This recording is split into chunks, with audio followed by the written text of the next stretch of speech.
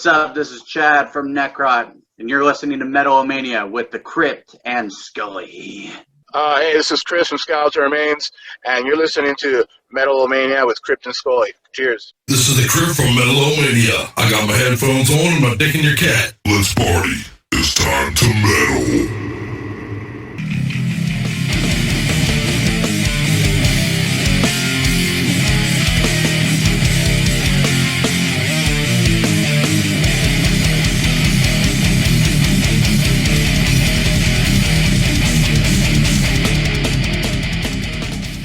It's hump day. Are you ready for your weekly dose of demon jizz?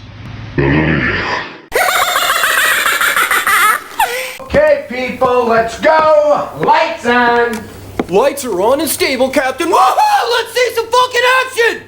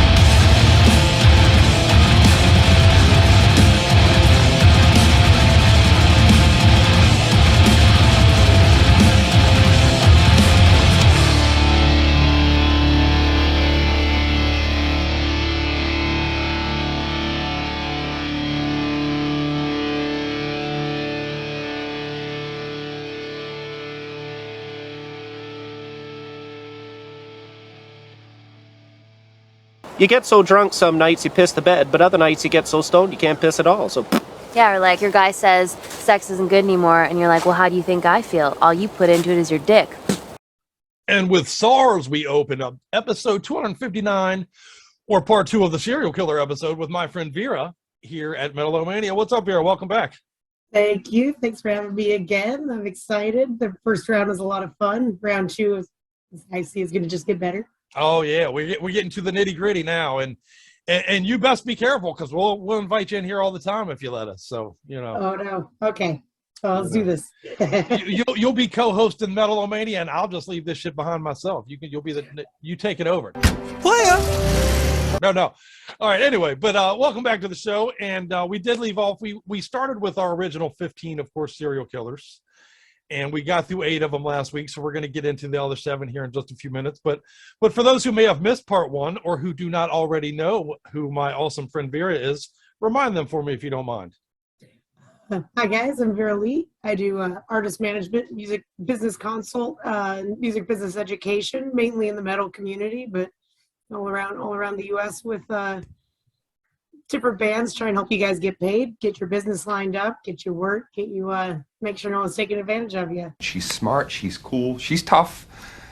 She's a 10. Yeah, an integral gear that we need to keep the machine moving. And, hopefully the machine is starting to move again finally after the last couple of years of whatever. So, Things are back in action. I'm really seeing, people are getting back to work, and that's important. A lot of shows are happening. We've gotten a lot of good announcements. We saw Meshuggah's coming back. That's going to be fun. Fuck yeah. Kevin Townsend, why'd you go to the UK, man? Come back. Come back, yeah. Hey, as long as the live shows are coming and the metal's flowing, we've been able to talk to some great bands. Last week when you and I started talking serial killers, we talked to Schizophrenia on the show, which shout out to them. That Recollections of the Insane is Silly. Tonight we're going to welcome in my buddy Rick from Necronomicon. Can't wait for that. So, serial killers, more metal. And not to be overlooked, again, we opened up the show with that SARS, brand new. That band is kind of a metal meets hardcore hybrid out of Turkey, and please do show them the love. So there you go.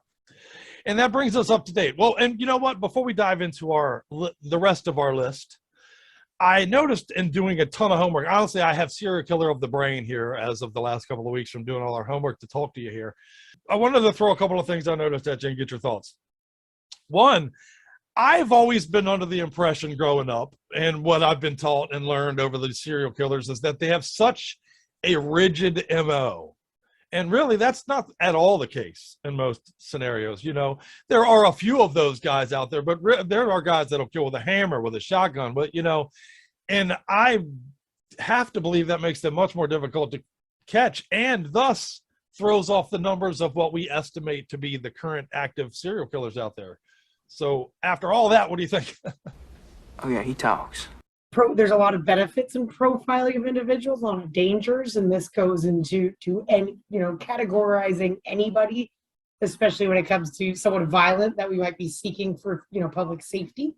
Yes, there might be a lot of similarities as we talked out last week, but there's a lot of there's always going to be outliers, or more than one outlier with everybody in every circumstance, situation.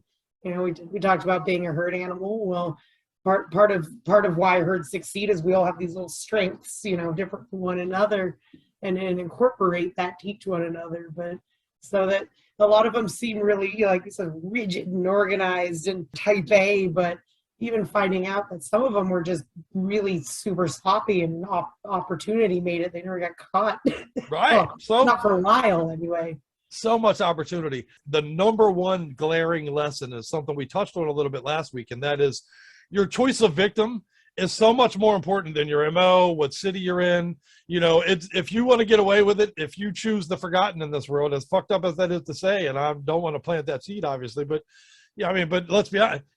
In case after case after case, you hear where the police are like, well, I don't really even care about that, so fuck him, That's crazy. We brought that up with Dahmer and who he had, the young man that he was bringing home that the law enforcement, had stopped, and he somehow convinced them to let him take this kid home.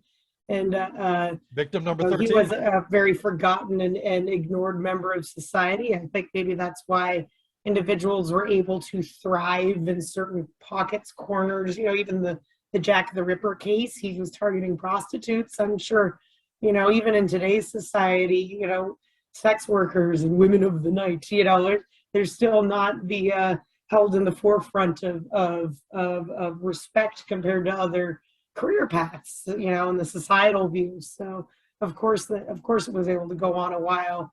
the thought would be like, well, they, that's what they got. That was the attitude. Unfortunately, it's a Right. horrible attitude. Oh, well, apparently there was a joke amongst like police stations where when a prostitute was the victim, it was no human involved. So that's nice. Yeah. That's nice. That was the attitude. And I just to make a side note on that, I make the case, and we have here on the show before, sex workers are saving your life. We should protect these people with everything we got. I'm not kidding. Probably one of the historically, and I'm talking about millions of years, the riskiest and oldest business Ever. that we've ever had. And so people who are in that career path, well, I mean the balls and the fearlessness that goes into that. Look at any culture in our history. The more repressed it is sexually, the more violence comes as the result of it. The more radical and extremism as the result of it. These things are not an accident. I believe if you were to make sex workers, take Reno as an example and do it all across the country, we would literally see violence go down. I swear to God, I believe that with all my guts. You're making a great point. The commonality with these individuals is a lot of them are their victim is who they're sexually lusting after, that kind of pent upness within their own. Of course, some or many of these examples maybe want to explore their sexuality in ways that are just not consensual, and that's not okay. Not okay. That's part of their MO is non-consensual nature, or doing things that would be hard to find a consenting partner, and I'm not into a guy like opening me with a knife. Like I'm not going to say yes back. Not into that. Yeah, I'm not. I don't consent to that. I'm pretty wide open, but hopefully not my things. Right. That's not like my organs. Hopefully not my guts. Right? Yeah, my physical stuff. A lot of other things higher on that list. Something else I find funny while we're talking on exactly that topic, even the sex industry, which let's be honest, a lot of them do very much feed off of the sex industry. If you read their writings, the judgment, they've deemed these women to not be what women are supposed to be, or they're not moral. And dude, who the fuck are you? Fuck? These aren't crimes out of admiration. It's not out of respect. You're not gonna fillet this woman open in 3 pieces and lay her, out for everyone to find, all Black Dahlia style, because you think she's a nice person. Amazing, right? That you probably have, even if that individual thinks they're being respectful, that's not a respectful act. No, not at all. Right. Time after time, these guys' writings indicate that these prostitutes, or the one guy refers to as victims, as all whore pigs or whatever. You're really literally not even viewing them as human. But because you've decided they're immoral, but then who are you? You're a killer. The hypocrisy there alone just drives me bananas a little bit. It's hard for me to accept, like in any who are you to decide, right? Where, we said, the allure is, who is this person that wants to break from the herd and commit the highest level of atrocities to your species? It's just murdering in mass, crimes of passion. Part of that is that they have to dehumanize who it is that they are committing these atrocities on in order to be able to stomach it in the first place. And that goes back to, we can look at situations of war. We can look at situations of sports. It's an us and them. These aren't individual young men players. They're a Dallas Cowboy and I hate them.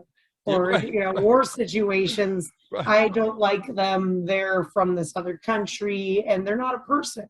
This isn't a young man or woman in a uniform. It is an enemy to you. It is, and that even comes down to the dehumanizing of their victims allows them to even be able to stomach doing these things in the first place. If you see them as a human, you start going, oh God, I have a sister and a mom and a dad and a cousin. Somebody's going to be crying later, right? Yeah. Right. A lot of them don't allow for empathy of any sort, hence the psychopathic nature, you know what I mean? So the nurture of what creates these individuals too. Some of them just don't even have the capability. Wouldn't care if you did humanize them. So many of them are broken by such an early age. Well, you know what? Let's dive into some of them, in fact. Yeah, let's go. We got into some of our lists last week. Honestly, number 7 on our list this week is the guy I don't have a ton of information on, but his name is Compatamir Sankaria. Number 7, Compatamir Sankaria, a.k.a. Compatamir, or one who hits under the ear. Active from 1977 to 1978 in India. Proven victims, 70. Tied to as many as 100. Despite being a modern-day serial killer from India, not much is known about Shankaria, as he was born and raised in a poor and rural area in 1952, it is presumed. India has him listed as the most lethal serial killer in their history, and Shankaria is believed to have learned at an early age that smashing one's head behind the ear will not kill them, but will destroy their balance and make his victims pliable. His MO was to hide in alleys under blankets and trash, where he would surprise his prey, incapacitate them, and then kill them. Captured at only 26 years old, it is believed his rampage was nearly non-stop once he got started killing. Extra disturbing tidbit, it is presumed that during the height of his murdering phase, Kampatamar was killing someone every single day for several months. He did later repent in prison, but in 1979, he was hanged for his crimes. Metal references? None that we could find. Apparently his nickname was Kampatamir because in English translation, that literally means one who hits under ear, because he was known for crushing the back of his victims' skulls with a hammer. Not necessarily known for a sexual angle, but was arrested at only 26 and is believed to have killed more than 70 fucking people with a hammer. That's crazy. Crazy. Nearly 3 or more a year his entire life if he started at like 5 or 6. That's a lot of fucking people. I know. Oh, and now we're getting into, as we get into our list tonight, we're getting into the big numbers. Some of them are quite shocking, in fact, but I mean, that's just an incredible number to reach. His adult life, 18 to in 8 years, that'd be almost 9 a year. That's insanity. A month and a half. That's a lot of. You're busy. Oof. Yeah, it's busy stuff. Yeah, we were comparing it to things we do annually or frequently, like buying a pair of shoes. Or you just doing that more often than some of us take out the damn garbage. The funny part about this is this guy was executed. This guy was hanged for his crime. He apparently repented, and his dying words were, "I have murdered in vain. Nobody should become like me." And yeah, no kidding. Okay. But he was doing it for fame. Right. Another surprising part of my list, though, is how many of them either, got life sentences and got to live out life in jail, or even got out and shit like crazy. Hard to believe. Well, let's go to number 6 on our list, if we shall. And, we have 6 left. And of those 6, 2 of them are named Pedro. What the fuck? That seems a weird coincidence, doesn't it?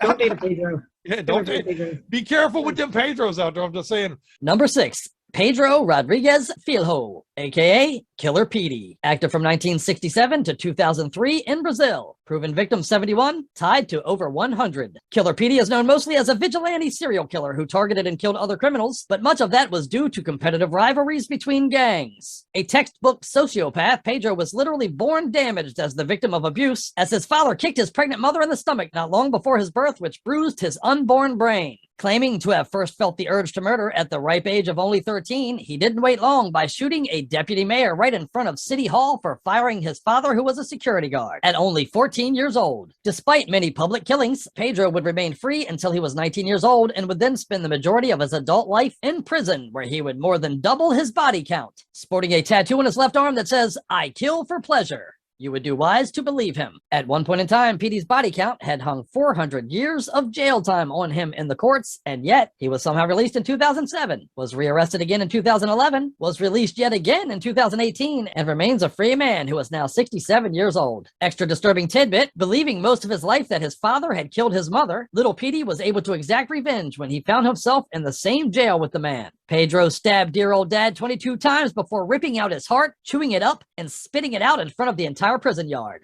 Metal references? None that we could find. Killer Petey. Killer Petey. Right, I know. I bet he's got groupies,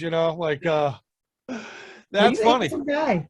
And, we'll get to this, but this is a guy who literally, he's released. He's out in the wild now. He's a free man today.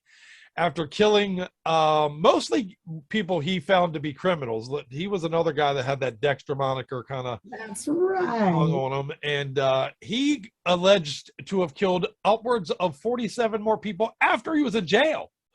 So they put him in jail for killing killers, and then he went to jail and kept on killing killers there. And got out! What the fuck? How is that a punishment for him to put him in jail? Like, I mean, come on. He's got. I mean, anyone he likes to kill criminals. You just light him up. They used him as a fun tool in there. Yeah, right. They were like, this guy's a weapon. Yeah, they're like the guards. The guards are like, yeah, that guy's annoying. Get in there, you know. So he's like remember supermarket sweep? That's what he was up to in there. He's just crazy in the basket. Right. That's like catching a goat fucker and locking him up with a bunch of goats. What the fuck? Oh God, yeah. There's no punishment there. Oh yeah, put him in here with me. Oof. That is crazy, man. He committed his first murder at only 14 years old. He killed a deputy mayor when he was 14 years old and stayed on the streets. He stayed on the streets of Brazil. Brazil's a good place to go if you want to be a serial killer, it would appear, There's a rough, there's high crime in Brazil. There's a lot going on there. Right. To be killing a government official at 14. Wow. I mean, some of us hadn't hit puberty yet. He's over here. All right. I'm trying to look up skirts. My man's blowing brains away. Like, holy shit. That's crazy. And despite the fact that he is believed to have killed, again, 47 or more people after going to jail, he was released in 2018. Wow. Yes. Yes, he was. Wow. Well. Crazy. Where he walks free today, whereabouts unknown. So he killed more after being arrested than many of the notable U.S. serial killers had in their entire lives. Their entire career, right? How crazy is that? A murderous motherfucker. How crazy. And, speaking of that, I believe Samuel Little, who we talked about last week, and Gary Ridgway, who were the two Americans on our list, apparently there have been competing confessions to try to outdo each other. How fucking bizarre is that, man? Oh yeah. What a bizarre Every thing. year or so, one of these guys comes forward with 100 names because they want a documentary. Right. Samuel Little they just recently found more bodies and shit. Like, what the fuck, dude? Oh, I forgot. 20 more. I was jerking off in prison the other night. I remember that. Anyway, fuck me. All right, number 5. Let's go to number 5. We'll get number 5 and number 4 in, and then we'll play some music for everybody and bring in our Necronomicon visitors for later in the show. But this guy, Daniel Camargo Barbosa, shares a birthday with Scully, January 22nd.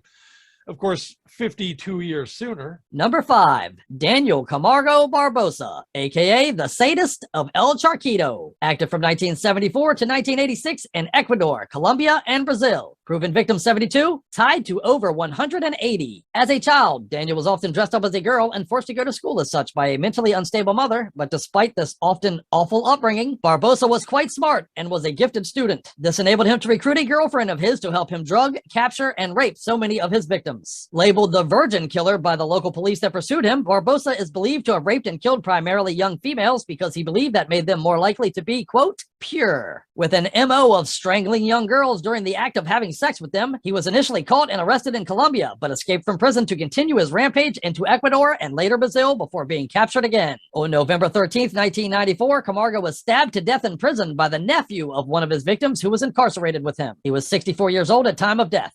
Extra disturbing tidbit, the sadist of El Charquito once stated during an interview that he raped, slashed, and crushed little girls' bodies because they were not what women were supposed to be. He hated them for it, and the more his victims cried, the more he got off on his kill. Metal references? None that we could find. The sadist of El Charquito. This guy is out of Ecuador, a Colombian serial killer. Not a good dude, this guy. It's for coolest nickname, I think. Yeah. He's not a butcher or all the different neat names that they had. Sadist. The sadist. Yeah. Well, it certainly does seem to apply. He was big on killing children. He murdered. This is the crazy part. They believe that between the 70s and 80s, he raped and murdered 180 young girls. 180 young girls. Oh, my God. My God, the lies that man had through the families. Hard to believe. Uncountable. Oh, my Lord. Hard to fucking believe. 80 in about 20 years' time, back to about 90. That's fucking great. But was able to pull that off for about 20 years. Well, and the funny thing about this guy, he was believed to be a genius. Some have him marked with an IQ of around 120, which is pretty remarkable. he broke out of a lot of different jails over the years. He was, the guy is super smart, and I believe he was even on going to be a teacher at one point, like crazy fucked up. He ended up being a pastor at one point. He was arrested young for letting a victim live that got away. And that seems to be the lesson he learned, was if you kill somebody, they don't tell nobody. So, that changed his whole, that is a commonality too, where they don't get connected between two phases or multiple phases of their career. They're, weird criminal crime sprees. God, that's so many. So many. I know, that number is breathtaking. Which tells me that, oh God, this list gets bigger. I know, that's the sad part. We're not even there yet. I know, that's a breathtaking number, man. And this guy was just very depraved individual. He was apparently known for a lot of the choking and the gagging and the murder during the act of sex type of thing. It's just a right. So the nurture nature, this is very much nature that fucked this man up.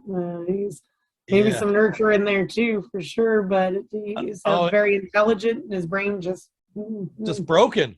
The synapses, maybe they cross too much. The most disturbing fact I found about this guy, though, is the average age of his victims was 9 years old. That's horrific. That's crazy. Yes.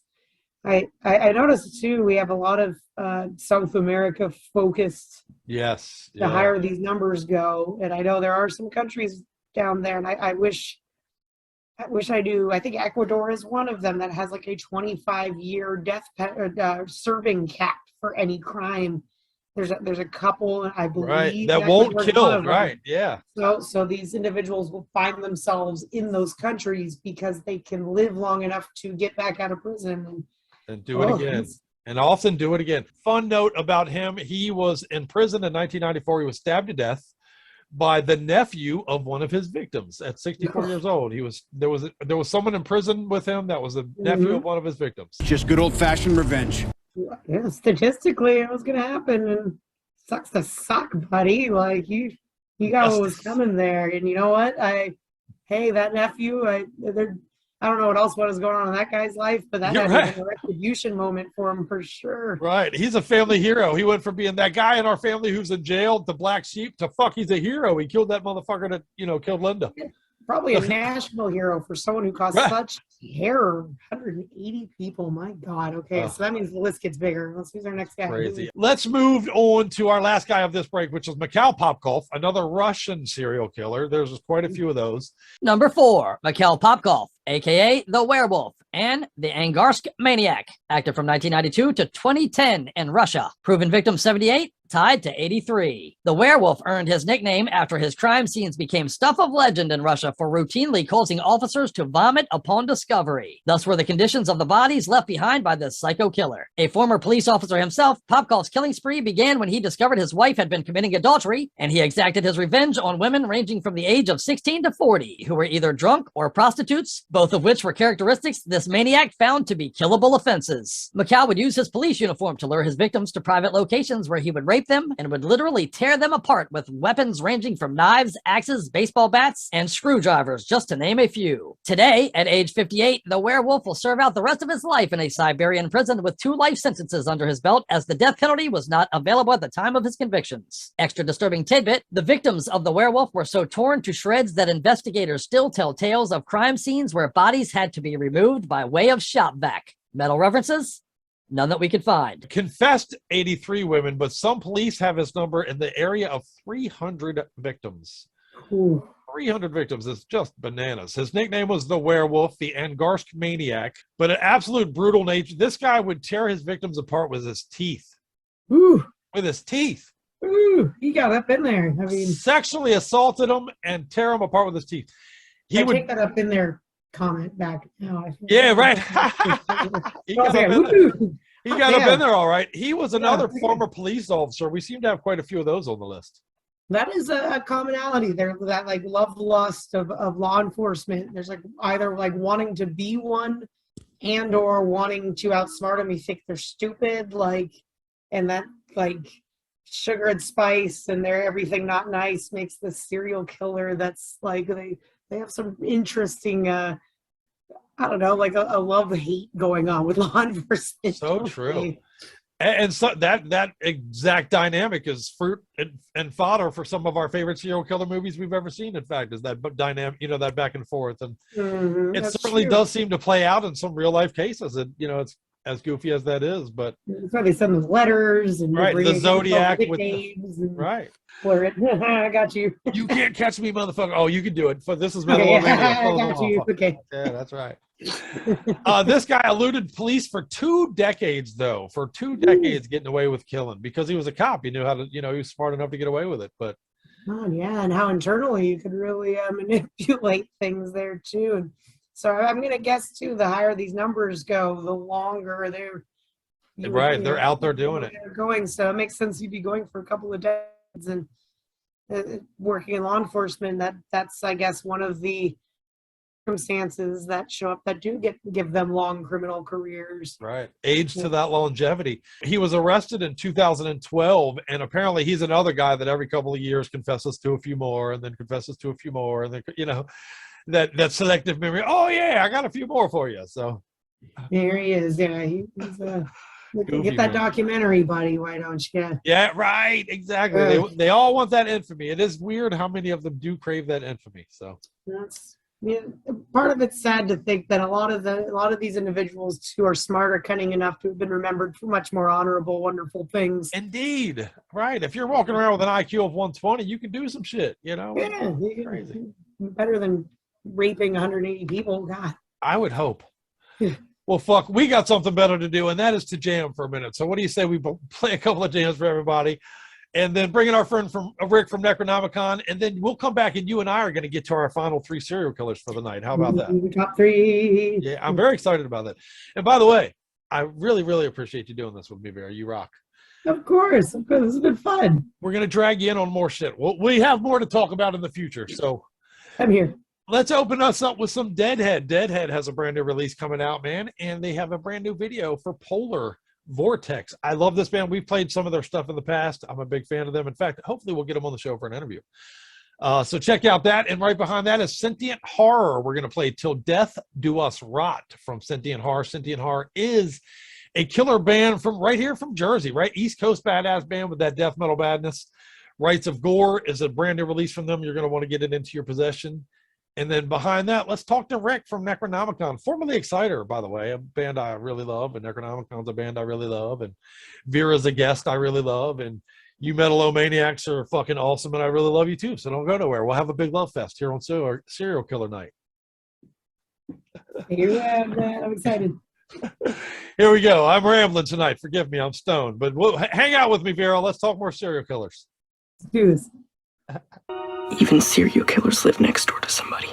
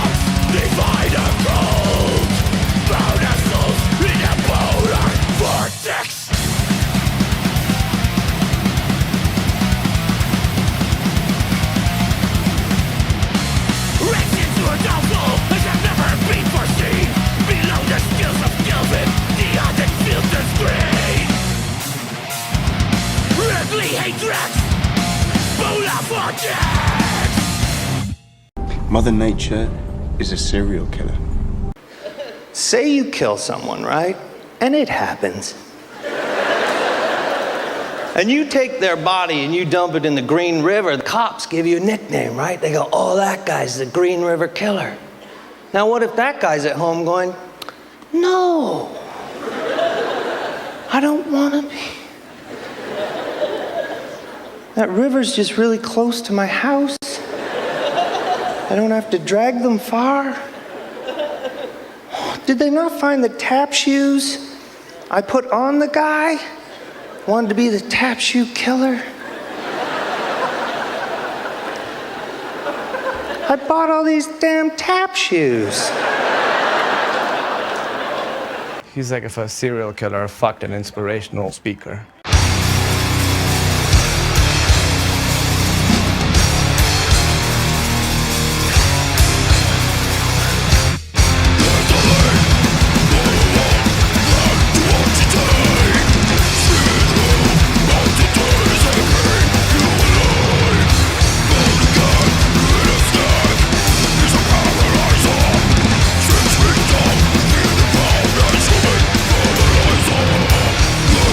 Look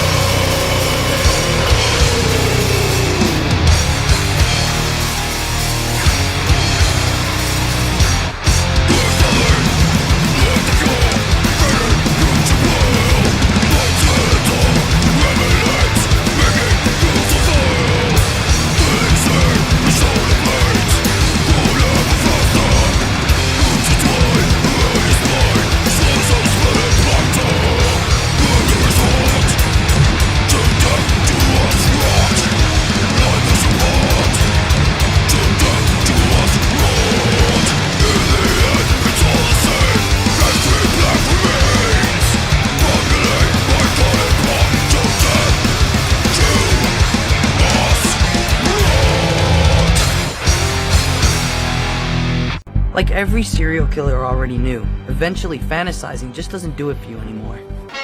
And now for something completely different. Well, welcome back, Metal-O-Maniacs. As you can see, the badassery continues as I'm joined by, honestly, you're making my day, Rick. I got to tell you, man, not only am I a fan of this Necronomicon, which we'll get to in a second, but I'm a huge Exciter guy, man, you know, so I appreciate your time, brother. Thanks for joining me. How are you, sir? I'm doing fine. How are you?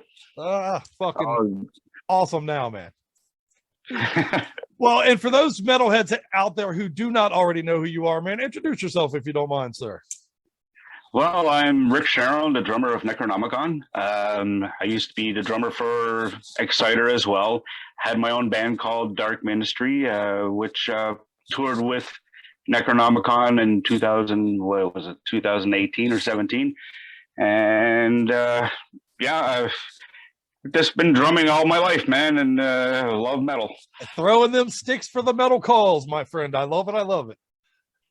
Yep, and you're looking at a guy with no ego whatsoever, so which is a lot of times rare in the metal community.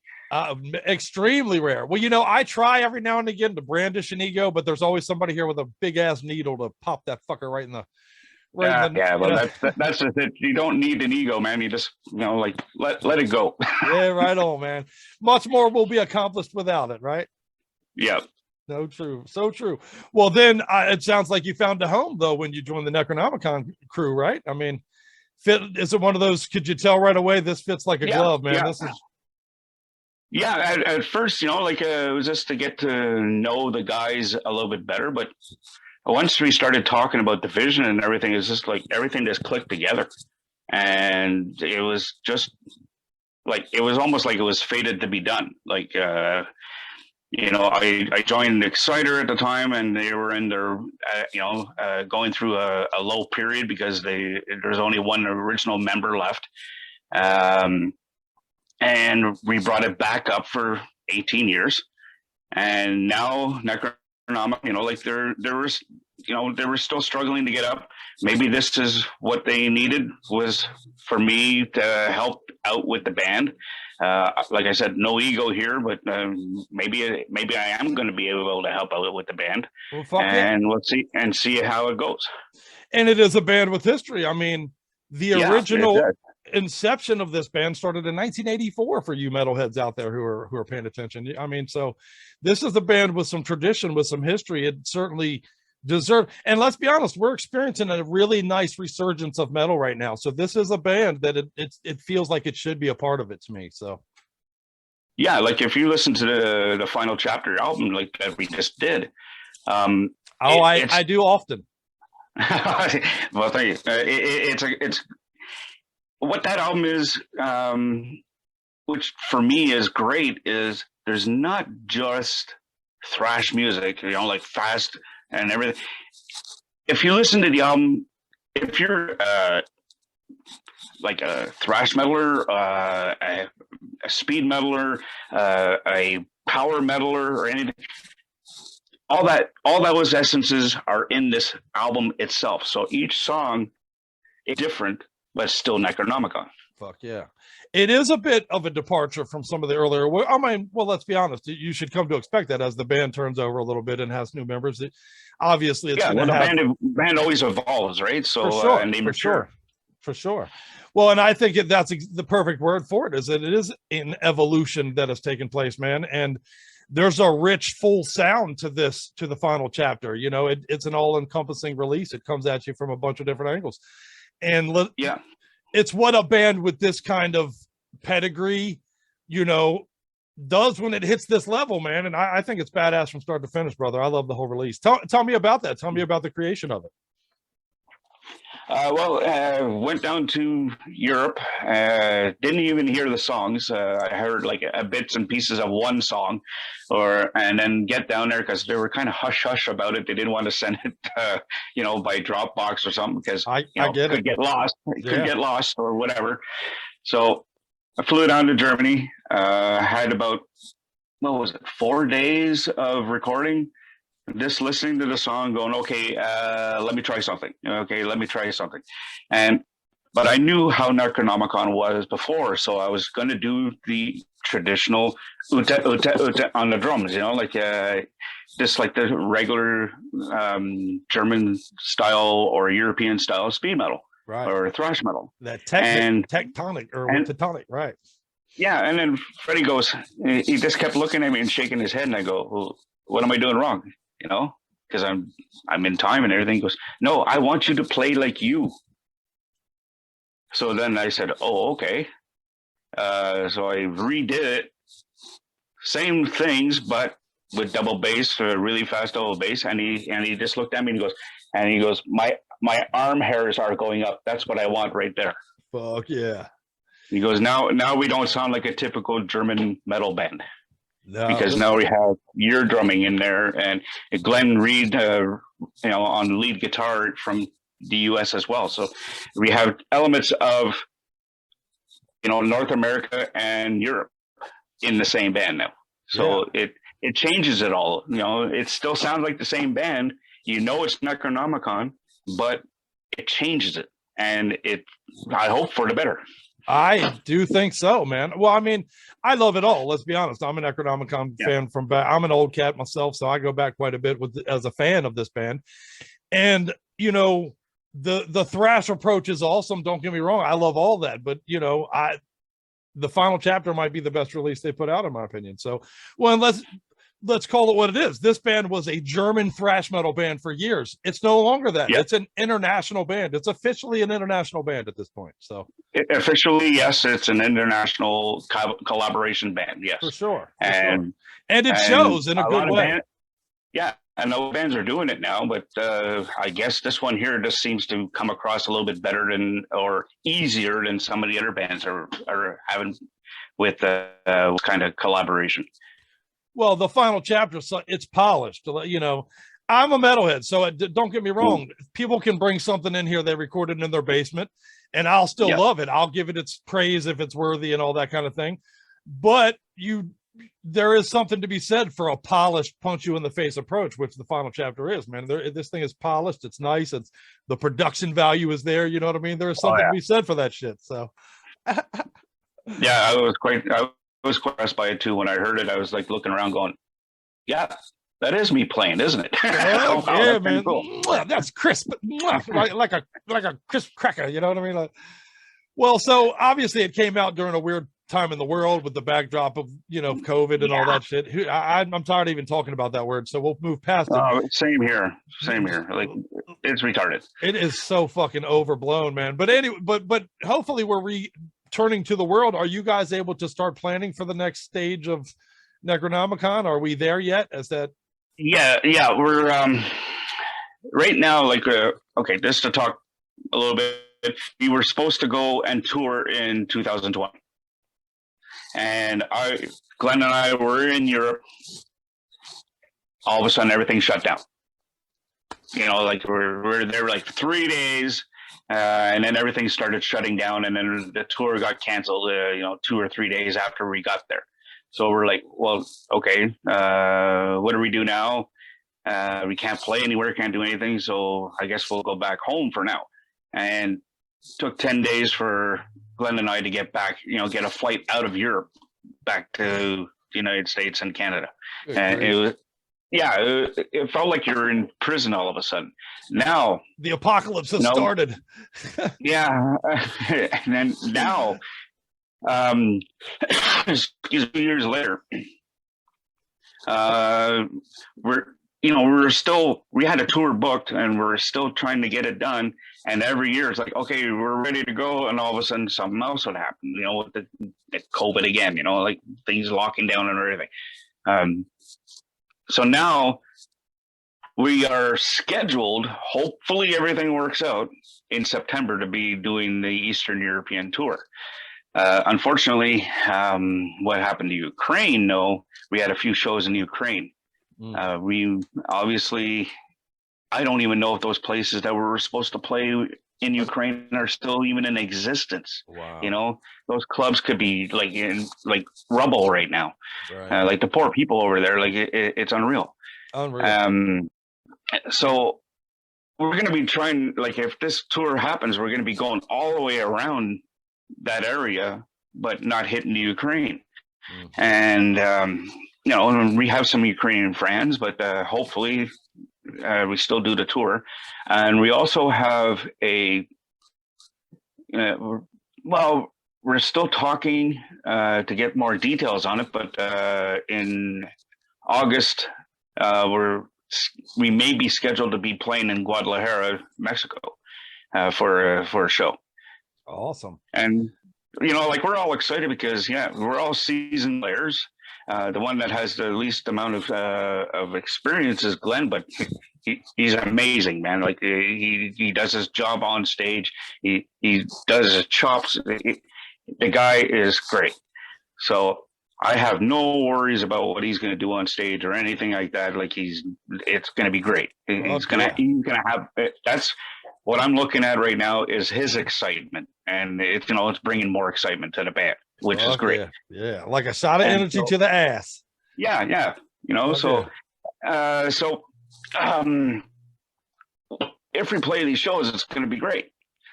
And not only that, if we play Guadalajara in August, that's the first show that we're all going to be playing as the 4 new members together. Oh, awesome. That'll be awesome. Well, you came to the right place too, because Metal-O-Mania, we have a very, very awesome following in Mexico right now. Shout out to our Mexican Metal-O-Maniacs out there. We love you cats, man. And these guys are going to be in your backyard, it sounds like, so be ready. Yeah, we're hoping it works out. We're just waiting for the details. Fuck yeah, that's awesome, man. That's good shit. That's good shit. Well, I personally can't wait to move to the next. The release is called The Final Chapter. I can't wait till we get to the next chapter, if you don't mind my saying, man. Like, I'm ready. Let's go. Let's fucking. Yeah, we were kind of worried about that when Glenn and I heard the name of the album at first. When Freddie said, "Yeah, the album's going to be called The Final Chapter," and we're like, what the hell does he mean by that? Like, are we done, motherfucker? Is that it? Right. Like, here we are. We did all this work, and that's it. It's done. It's over. Is this a retirement announcement, motherfucker? Right. and then the album, basically, we're getting rave reviews on it. And it's fantastic. It's a fantastic release. And so I don't know if that rejuvenated Freddie, but he just went, like, right now he's writing for a new album. So there's going to be a new one coming out. Where when we finally get to tour, we may have 2 new albums to tour with. Of course, with the old stuff as well. Right. Yeah. Right. That's going to be quite a catalog to bounce around for people on the stage, man. I can't wait. Yeah, it's going to be a lot of the learning curve is different because it's when we played the Final Chapter stuff. Yeah, it's easy for me because I know how I played stuff. But the other stuff, I have to basically go with the other drummer style, right? So right. So it's a switch up of right. Yeah. So I put my own twist to it, and that's what Freddie wants me to do. And there's still the learning curve, and a little bit of okay, is this the right part here and this and that? But we're gonna make it no problem, and you're gonna see it's just gonna be all seamless when we play.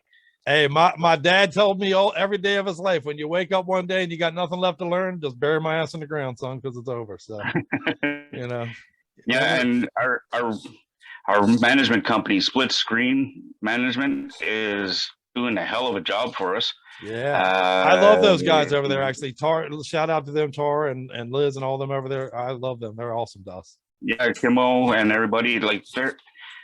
I've never seen so much information coming to the band, in all the years that I've been in bands, basically. So they're always, every week, or sometimes twice a week, there's conversations between them and us are asking us for either an interview or how we are. You don't get that from usually a management company. Like, how are you guys? Everybody okay? Okay, see you next week. You never get that kind of shit. Those people are worth their weight in gold, my friend, for sure. Yeah, like they seem to be taking care of us, and I hope everything works out great, and we're happy right now. Fuck yeah, man. Well, I hope I get to see you guys. I know hopefully you'll be hitting the road and all that good stuff soon, but hopefully we'll get you into the States and I'll be able to get in front of this fucking thing. And, I look forward to the next release. I would love to play the States, man. Like, I haven't played the States since 2012, maybe. Oh shit. Yeah, we got far too long, brother. I'm right here in Yeah. Washington, D.C., man. So you come on into my backyard and the first beer's on me, brother. So Washington, D.C., that's only about an hour and a half flight from here. So come on, baby. Come on. Well, let me ask you. Well, I got two closing questions for you, if I may. First of all, what song should we play for everybody tonight off of the final chapter? What song should we strap everybody in the face with? I'm kind of particular to I Am the Violence and Pain. I love them both. Love them both. All right. And those are two of the ones that I really like a lot. And my follow-up question is, and well, actually all of our Metalomaniacs out there follow-up question is, especially after they hear this song, is how do they get their hands on it? How do they get a copy of the final chapter? How do they get some merch? What's the best place to go for you guys, man? For merch, you just go to necronomicon.de and you can get to our website. For the album, I think you can either order it through there as well or directly through El Porto Records. Fuck yeah. And you just go to their El Porto's website, and you can either order it or download it from there. They probably have MP3s or hard copies. I was going to say, we're a broken record. Get a hard copy, ladies and gentlemen. Yeah, exactly. Like, stop all this downloading and stuff. Go out and get the physical albums, man. We're metalheads. It not only helps the record companies, but it helps us too. Well, fuck, Rick, man, you kick ass, dude. I honestly, I could talk to you all day if you'd let me, but I fucking appreciate you hanging out with us. On record, could I maybe talk you into coming and hanging out with us again in the future, sir? Oh, yes, anytime. I appreciate this more than you know, man.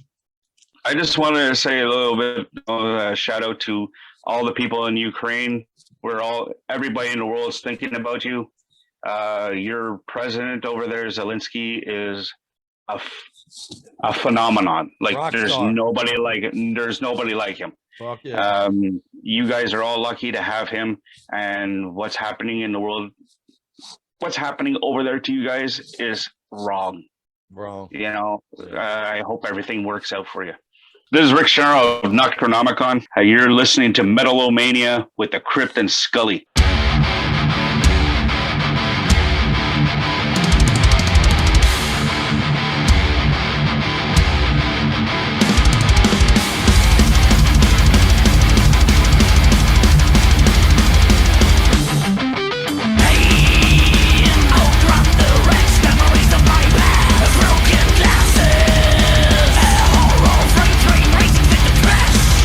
Blood and sweet, painfully attained. Wine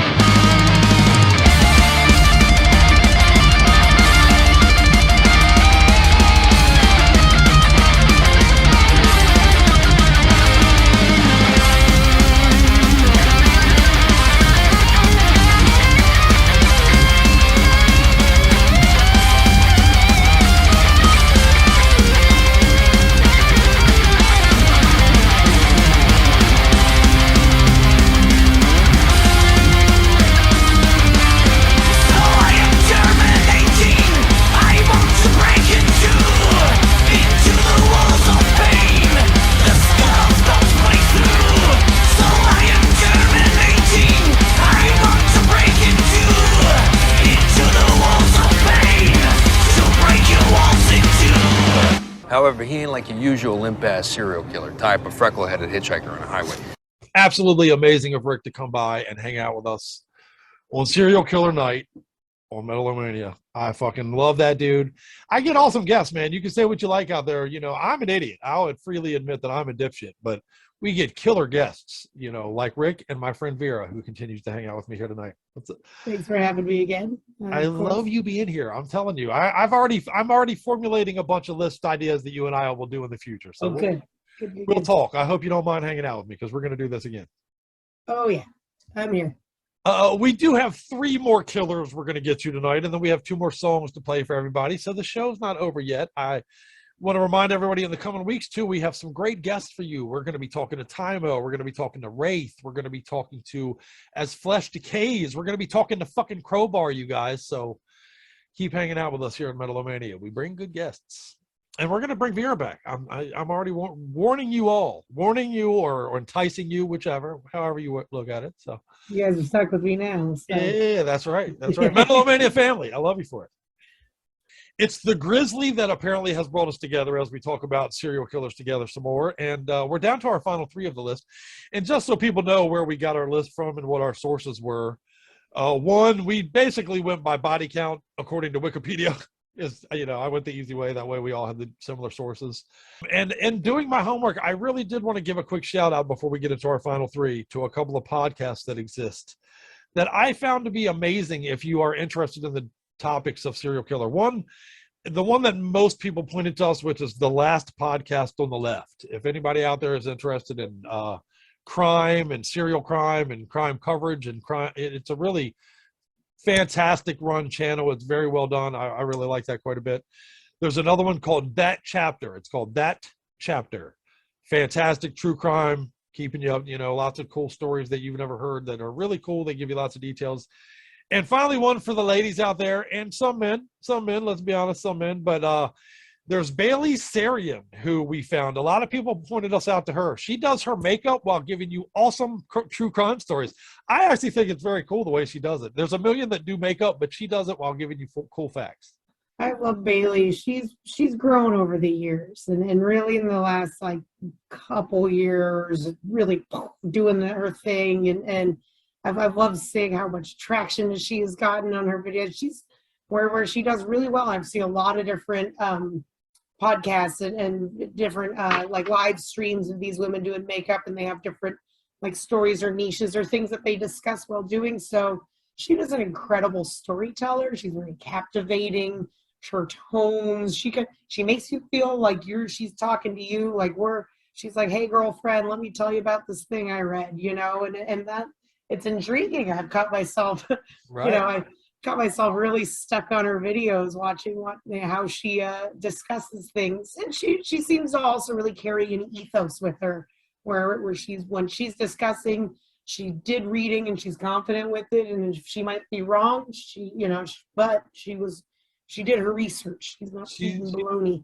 A great delivery, right? There's a reason she's one that has risen to the top for sure. You can see she's polished. She's, and I don't even do the makeup part. And I find myself like, wow, what the fuck did she just say? Back up a second. Wow, that's pretty cool. You know what I mean? And Scully likes her. Scully now watches her pretty daily, even at this point. So I've learned quite a bit from her on both makeup and serial killer and true crime. And she's talented at both. Things I need help with. Right. There you go. Right. Exactly. So get your filthy paws off my silky drawers. So cool. Well, I did want to give some shout outs to those. And if you watchers and listeners out there have other suggestions, please do include them in our comments and share so we can support things that are badass. That's what we like to do here at Metal-O-Mania. Support things that are badass. And Vera's here to talk about some things that are badass, which is our final 3. Our final 3. Now, we're going to go to Pakistan for number 3 on our list, which is Javad Akbal. Number 3, Javeed Akbal, a.k.a. Kukri, or Curved Knife. Active from 1998 to 1999 in Pakistan. Proven victims 100. Tied to 100. The Knife, as he has come to be known, was a child murderer, rapist, and pederast who totaled 100 young boys ranging in age from 6 to 16 as his victims before sending a letter to the newspaper, which led to his arrest despite an attempt to fake his own death. The story goes that Javid was accused of sodomizing a young boy, which he blamed for the decline and eventual death of his mother. He then promised to make 100 mothers shed over 100 tears like his own did. He claimed after being arrested that had it not been for his letter, he could have gone on to kill more than 400 more boys easily. After being convicted of his crimes, a judge initially ordered that he be strangled and cut into 100 pieces and disposed of in acid like his victims, which was staved off by the Pakistani government, but would become a moot issue when Akbal was found hanging in his jail cell in October of 2001 at the age of 45. Extra disturbing tidbit: in his home, police found blood-covered walls amid chains used to strangle victims, as well as plastic baggies full of well-documented photos, and partially dissolved human remains in several vats of acid. Metal references? None that we could find. A serial killer and pederast. And for people who do not know what pederast is, unfortunately, that is someone who likes to make a male who likes to make victims of young males himself. Apparently, his rape victims were aged between 6 and 16, all of them. And he would kill them all and cut up their bodies and throw them in hydrochloric acid to get rid of them. So, real nice guy, this guy. Was he liked to cut them up, and right? Yeah, he was known to have said and at one point he cuts his victims into 100 different pieces. So that's we talked about the logistics, and I spent the last week honestly thinking about these logistics in a little, probably more dangerous way than I should have. You and me both. At one point, I was carrying groceries up my flights of stairs, and we had discussed transporting these bodies and dead weight, and even a 120-pound, very slender, small person is going to be incredibly effing heavy to move around. And as I was hauling 2-3 bags of groceries up the stairs and complaining to myself, realized, God, I just could never be a serial killer because this is a pain in the ass. I don't even want to bring up a 12-pack of soda, let alone haul a body so much around. of it seems like work. So we were talking about how messy it was to cut it. Why were they all called butchers? And it was just because it's so much easier to carry these little pieces, because otherwise you're like, God, you got to get a friend, you got to pay him off, can you trust them, and they can bad. Then you got to kill him first. It's it never stops. Yeah, it's a logistical nightmare. The more I was thinking about this, and mainly, humorously in my head, but let me make that clear. But man, this is just a nightmare. Like, these people crazy. And they're doing it 180 damn times. The body count on some of these guys is crazy. This guy apparently made it his mission to have 100. 100 was his goal. And the fucked up thing about this guy is he did it. Great success. He may have never been caught. He's on record as saying, I could have easily killed 4 or 5 or 600 people and y'all would have never caught me. And maybe they wouldn't have. He wrote a letter turning himself in, basically saying, I'm done. You wanted people to think he was some nightmare monsters, boogeyman, Right. I don't think he got any cool nickname either, if I remember. So yeah, no, what was his? I don't think he did get a cool name. One of the few without a cool nickname.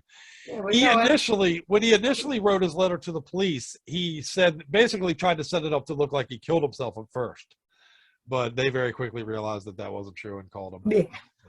Yeah. Well, wow, man, he had a goal and he achieved it. Right. Hey, something to be said for, and stick-to-itiveness. Some of us want to win a trophy for a game or something, or get that good job, or I don't know. And he reached Cool side note on this one, he was initially sentenced by the judge to be strangled to death in front of the parents of the children he killed, where his body would be cut up and put into acid the same way he killed his children. Oh my God. Okay. I remember the acid thing, but it also...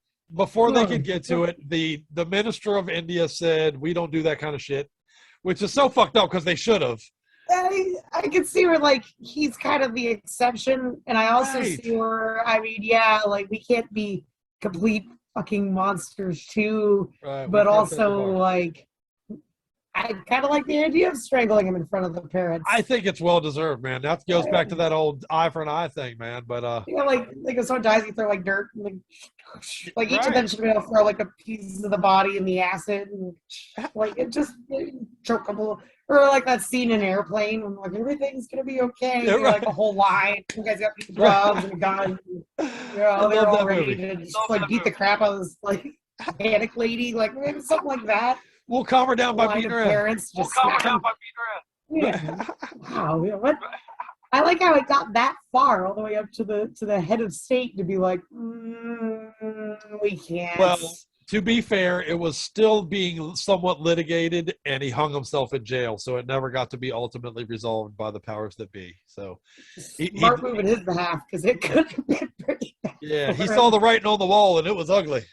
Oh yeah, you fought the law, and the law won. And the law fucking won, buddy, for sure. No shit. Ugh, that's grizzly. Oh no.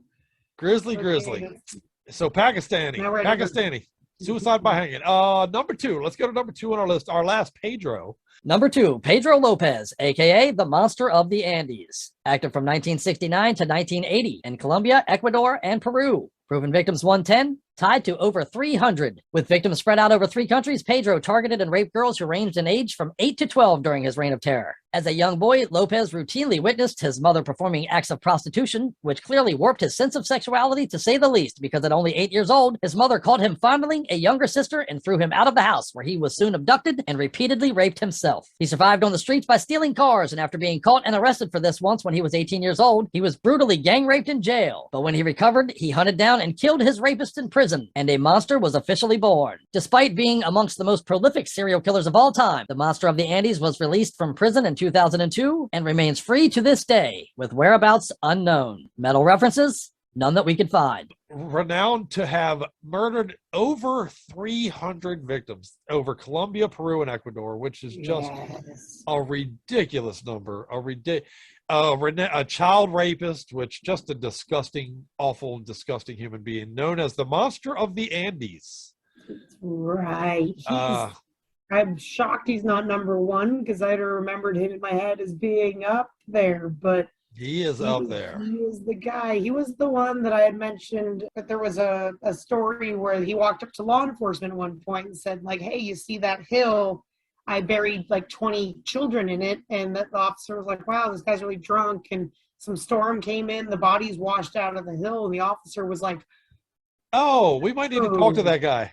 Who was that? That was not a drunk guy. He was a nutcase. So very dangerous man is what he was. Very, very dangerous. Yeah, that's right. This man, Pedro. Dude, talk about a rough life. He apparently saw his mother as a prostitute when he was super duper young and being beaten on and treated in the way that you associate many of those things, especially somewhere like, let's be honest, Brazil in the early, 60s, pretty lawless territory. So at age 12, he was already apparently had been repeatedly raped by males around the village and been passed around and molested. And he got arrested at a young age for car theft and was apparently gang raped in prison after that happened, which just, a building a monster is what they were doing. So the body count can be directly laid to the feet of all the people that helped create this motherfucker. You know what I mean? Honestly, so you're making a great point that the amount of hurt that he received, to be putting that back into the world at that same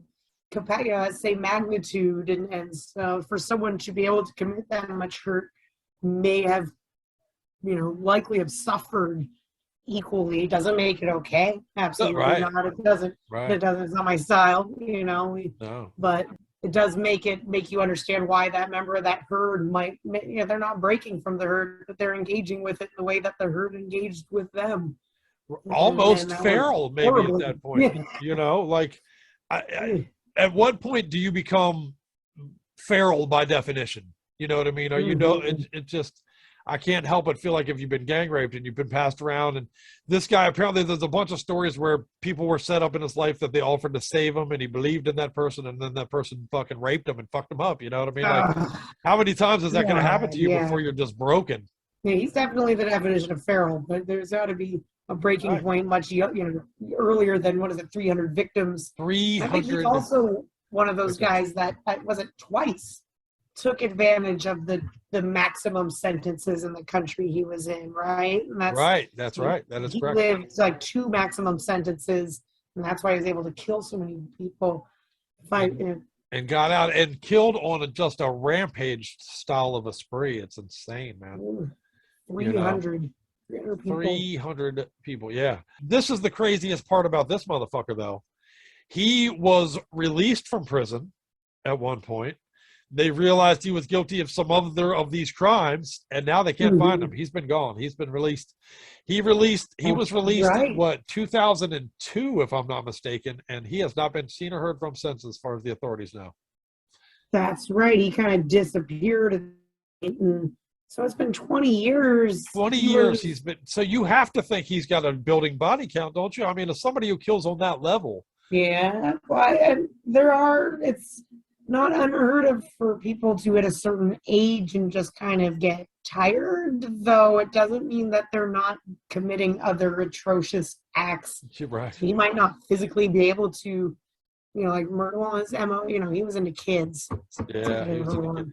Moving children or a grown adult is a different matter. But if he's born what, the 40s?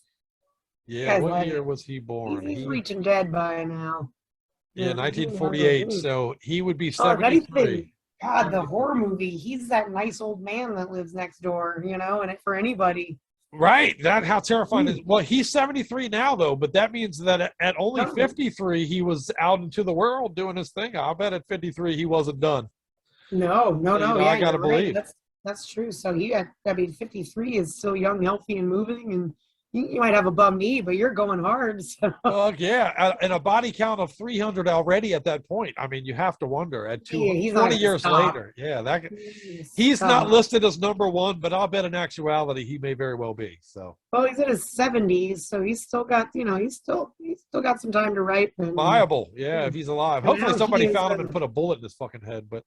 Right. Really though, the horror movie is that he could be that nice old man next door. I'm all living in LA, like shit, dude. Yeah, right. I got this motherfucker right next door. Oh, God.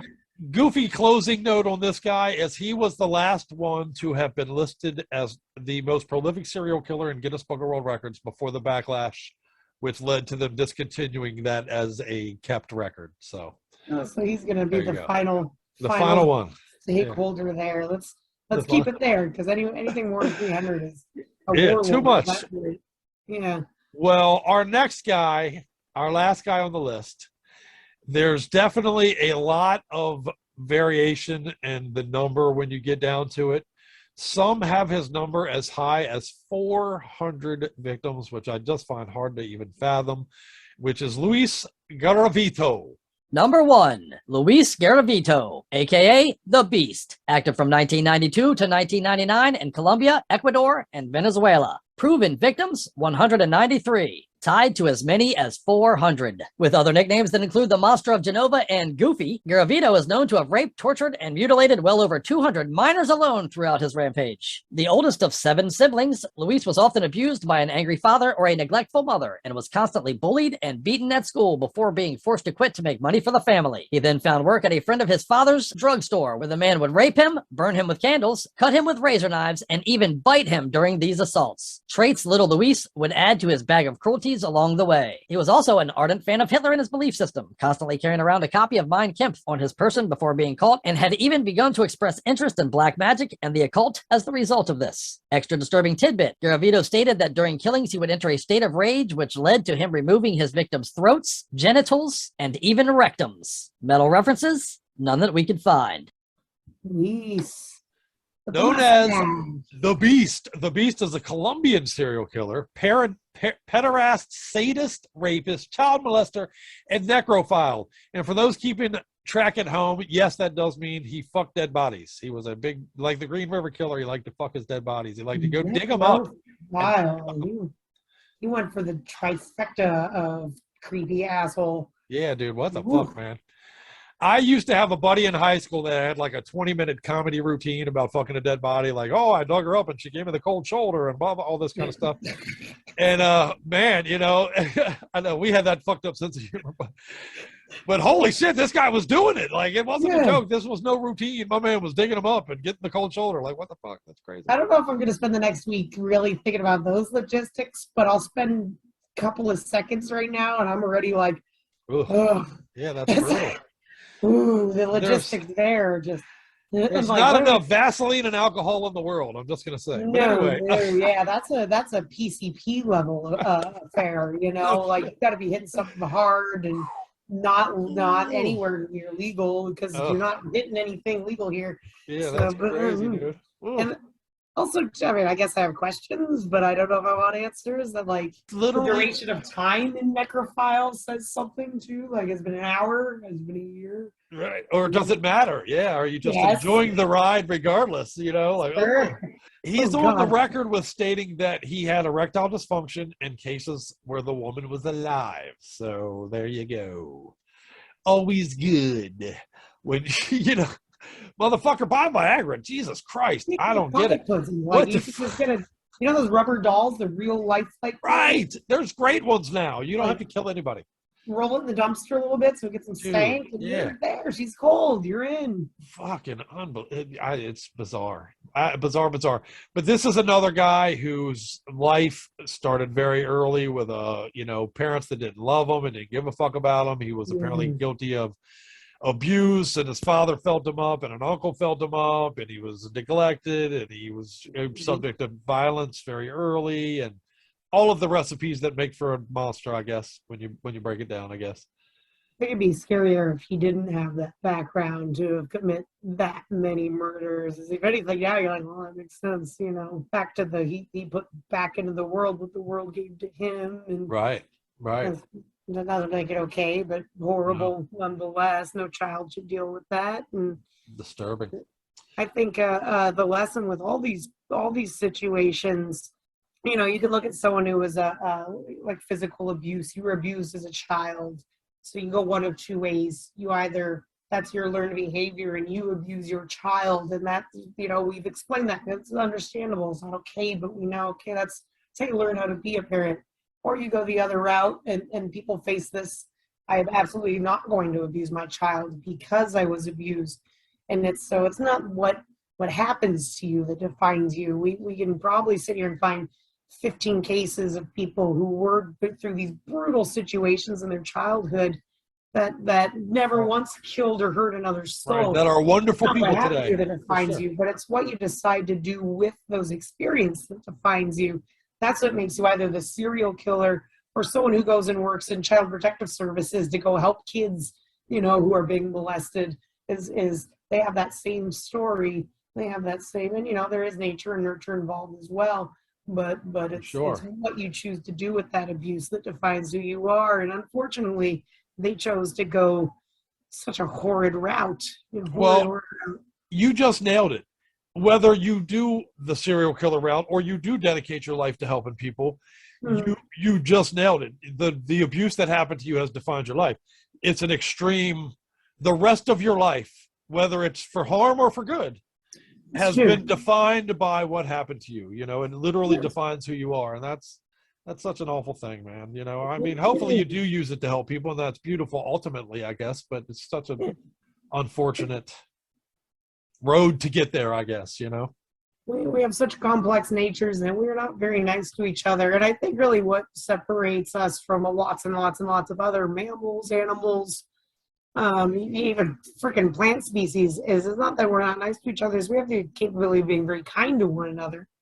You know, you'll give someone that last dollar because even if that's going to detriment your survival, because part of you just feels like it's the right thing to do, you know, and where a lot of animal species, their frontal lobe is just not developed enough to even have that level of empathy with one another. In anthropology, there's a literal mathematical equation that goes back to the likelihood that an animal is going to save or put themselves in danger to save another.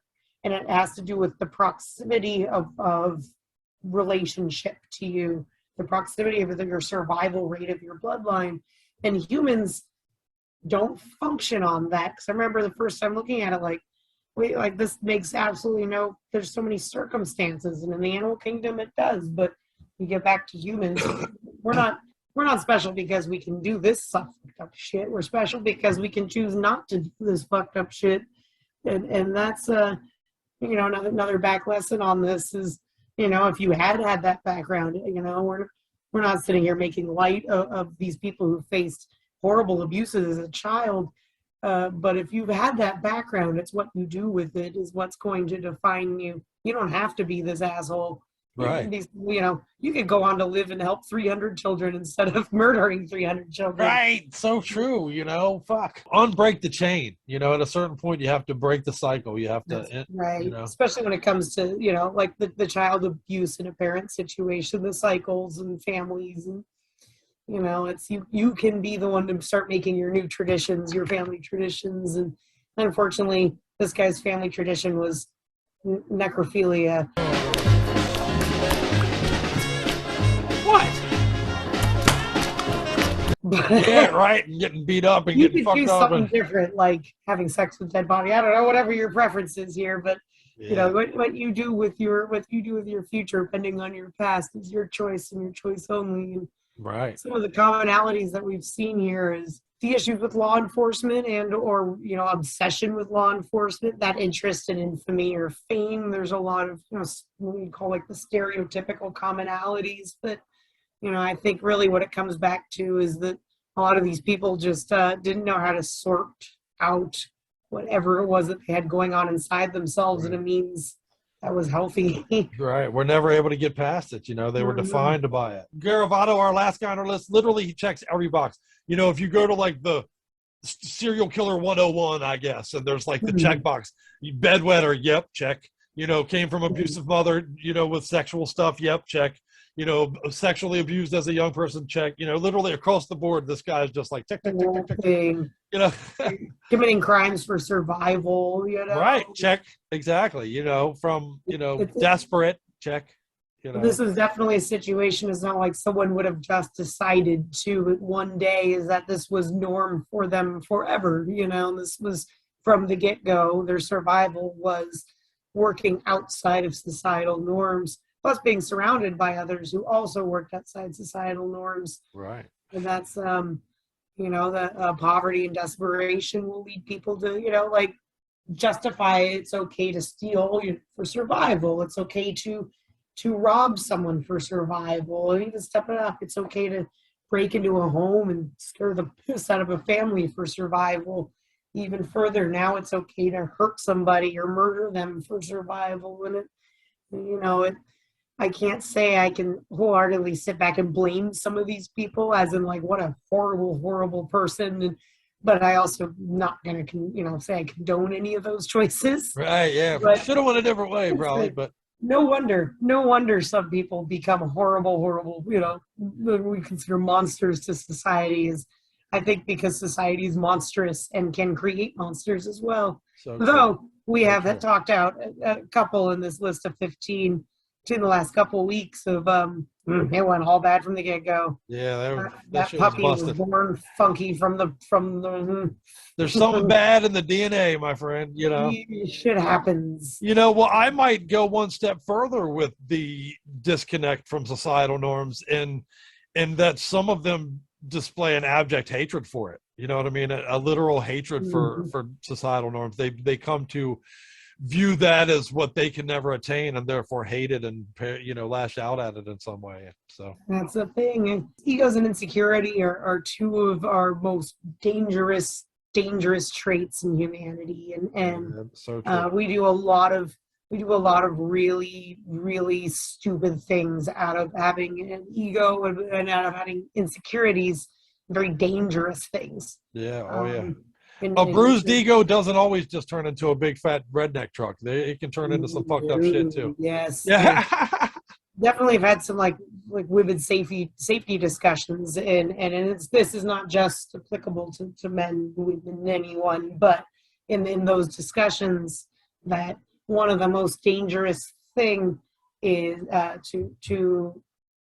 to a woman could be an insecure man with a bruised ego. For sure. Without... And that can lead to, we were discussing domestic violence situations, and back to true crime. I guess there was one, I wish I could remember the young woman's name. I say it was Sylvia. It's a really horrible situation. And long story short, she broke up with this man. Years later, went to get married, and he shot her in her wedding dress on the spot there at her wedding day, changing bridesmaids, mom, everyone's in the room. It was on video. because my of course God. they're recording this happy moment, and it was his ego, his insecurity, and she wound up becoming a case of domestic violence prevention and women's rights, where there's a women's rights march every year, and I think it ended recently, and only women wear their wedding dresses for her because of what she dealt with. So that insecurity, horrific. those egos, that can Yeah. cause people to do such horrible crimes of passion. My So God, true. and some of these situations as well, they just wanted to be known for something. For Infamy. You want to kill 100 people exactly? That's an ego, and that's your way of, you're making some shitty decisions for. Yeah, God, for those out there who date men, even, and that could be a male or a female I'm talking to. It's definitely not gender exclusive by any means. For sure. But a word to the wise would definitely be to measure that ego, because it's more important than the size of their dick. It's more important than the size of their wallet. It's more important than the size of anything else. I promise you that's true. Time after again. And insecurity. I think insecurity leads to a lot of that's damaged ego, in my opinion. Issues. Yep. A bruised ego turns into the insecurities. It's a direct cycle that eats itself and turns under the ego umbrella of asshole. For sure. Yeah, you're right. So. And I think a lot of that plays just under the surface of all 15 of these. Well, hell, not even under the surface, right? They're on the surface in many cases of all 15 of the guys we've talked about the last 2 weeks. So ego. It really would have to be. You have to dehumanize your peers. You got to have some kind of ego on you.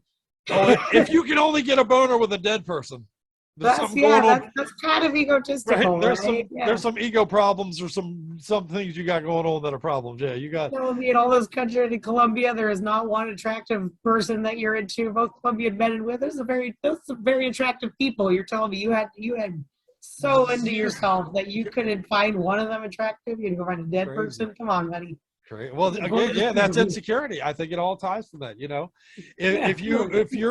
If you're fucking a dead person, it's because you're so insecure of pulling out your dick around a live person. That's what's going on there. You're making great points. Unreal. That's what makes a lot of sense. Dead girls don't say no. They also don't laugh at you. Yeah, that's right. Dead girls never laugh at you. Okay. That's kids right. at home. That was a part of my buddy's routine back in the day, though. It's like she never had a comment about the size of my dick. Yeah, the cold shoulder one shouldn't have made me laugh as hard as it. Oh, it's funny. Who cares? I will fight against this jokes are a bad thing until I die. Jokes are wonderful. We need them. It was just a cheesy pun. Even the fun, right? Hey, I love cheese. So. Oh, and speaking of cheese, very soon, metalheads out there, we'll be giving you our metalhead countdown of our greatest metal movies of all time. And let me tell you, a ton of those are loaded with cheese. So hang in for that. That's a cheesy countdown in a lot of ways. Well, Vera, I appreciate you hanging out with me so very much. You kick so much ass. I really do hope that you'll come and do multiple things with me along the way in the coming weeks and months and stuff. So. Oh, I'll be back. This was too much fun. You heard her, you guys. I got her on film saying she'll be back, so expect her. So hold me to it. You guys. I'll be tracking you down. I'll find you. I will find you. I'll find your ass. So, okay. Let's see. We'll get you in. Jump into some nerdery here. You guys can find out some of the things I'm into in my backgrounds. Fuck yeah, we like nerdery around here. So yeah. Well, awesome. And again, if you are not already following Vera Leigh, please do. Vera Leigh Music. That's Leigh to find Vera Leigh.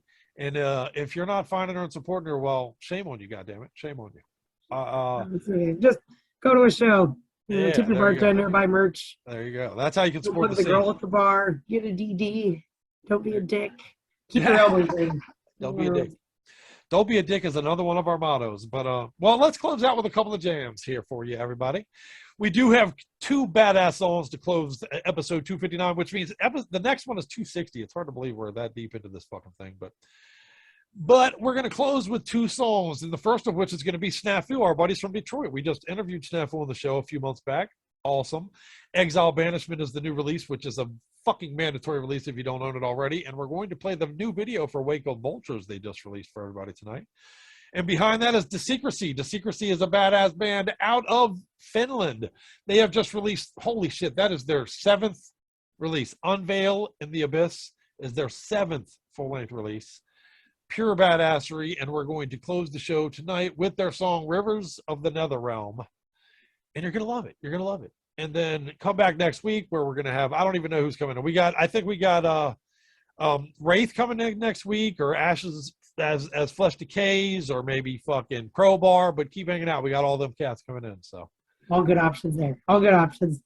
and hey, if you keep hanging out, Vera will be back. You heard her, so Oh, you'll see me again. You're stuck with me now. awesome. I hope so. I'll hold you to it. Vera, you kick serious ass. I appreciate you. Good, good. Of course, thank you for having me. This has been great. Thank you, Metal-O-Mania. Thanks for this opportunity. This was a fun list. Yeah. Anything of a list as it was. Thanks for Back to the Nerdery, something I like to learn up on. Metalheads, we got more in common than just metal. Maybe we'll do something on a lighter tip next time. So We'll chat. I'm looking forward to that list to see what we can do. Awesome. I'll start thinking up some things here and there. Sounds good. Sounds good. Well, all of you out there following at home, when these songs are over, please do shut out the lights and lock the door for us. And we'll see you all next time on Metal-O-Mania. Vera, thank you so much. Thank you. Bye, guys. Hey, what's up? This is Scott from Snafu. And this is Ryan from Snafu. You're watching Metal-O-Mania with Crypt and Scully.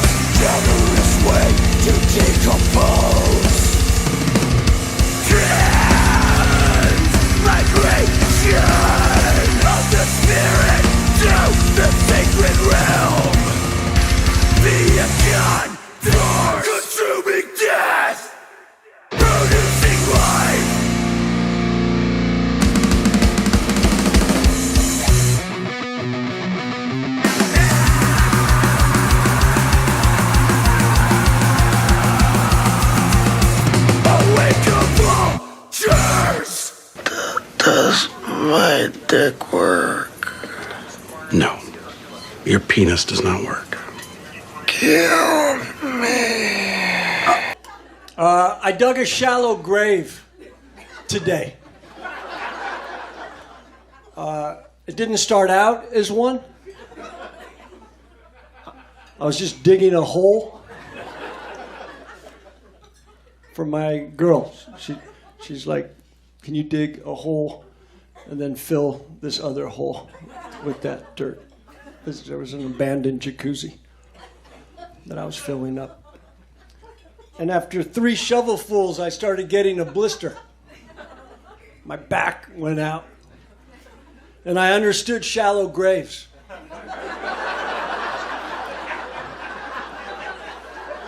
Because the commitment needed to dig a deep grave is the commitment that would have been needed to make that relationship last. That has resulted in a homicide that you're trying to cover up. Killer kills someone, and after 3 shovelfuls, blister, they just look down. You're still a pain in my ass. Just it never ends with you. And they just throw the body in the shallow grave, kick some dirt, and walk. No cop has ever asked a killer, why the shallow grave, man? because the killer would just be like, blister. Do you see that thing? It hurt my back, sciatica. I just didn't have the patience. I have just been fired because nobody wants to see vampire killers anymore, or vampires either. Apparently all they want are demented madmen running around in ski masks, hacking up young virgins.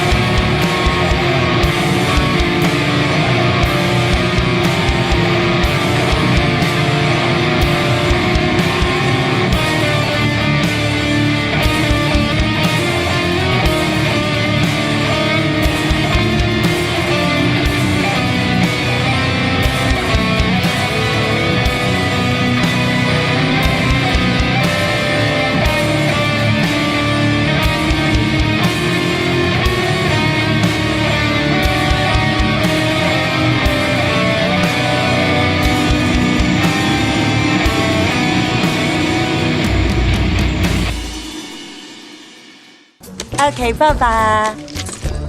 Go fuck yourself. This just in. Scientists have discovered that once you've been infected by Metal-O-Mania, there is no cure. Contact Scully right away for more and more metal to feed the dragon. Hey everybody, this is Mike with Bushido Code. You're listening to Metal-O-Mania with Crypt and Scully. Check it out. We are Cerebral Desecration, and we're from San Marcos, Texas. And you're listening to Metal-O-Mania with Crypt and Scully. Fucking hard.